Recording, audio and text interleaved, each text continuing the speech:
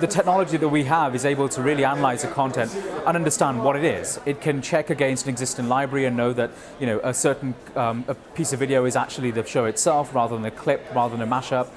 So we can make sure that we don't, for example, have kids watching a copy of a piece of content that's then been modified and maybe even made inappropriate for them. We know that what we're watching and what we're pointing someone to is the original piece of content. So the technology is very helpful in providing the filters that you'd need in the case of a kid-friendly search engine, but also just the filters in general for selection purposes if you're a regular user.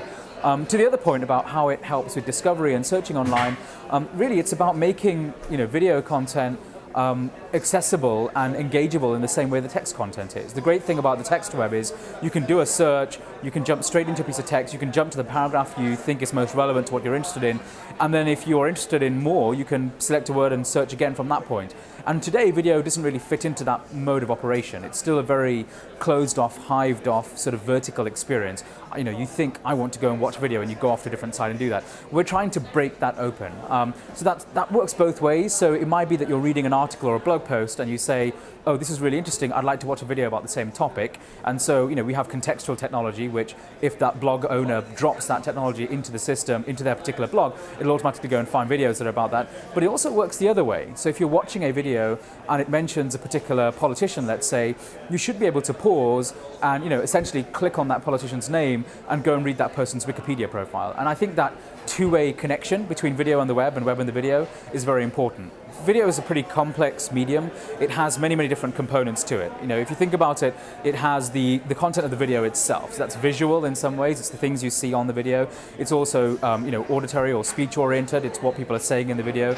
But it's also to do with the context of where the video was placed. So, who showed you this video? Was it your friend? Was it a member of your family?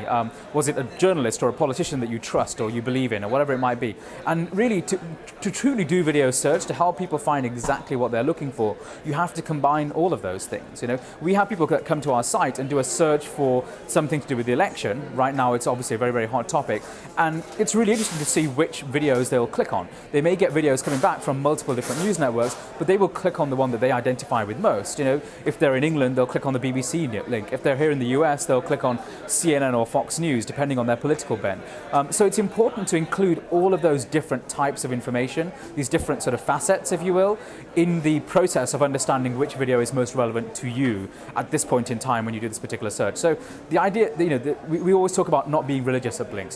The whole theory is any kind of information we can get, whatever it is, wherever it comes from, about a given video, we want it. Because the more we know about it, the more we can figure out what it's really about within the context of a particular person.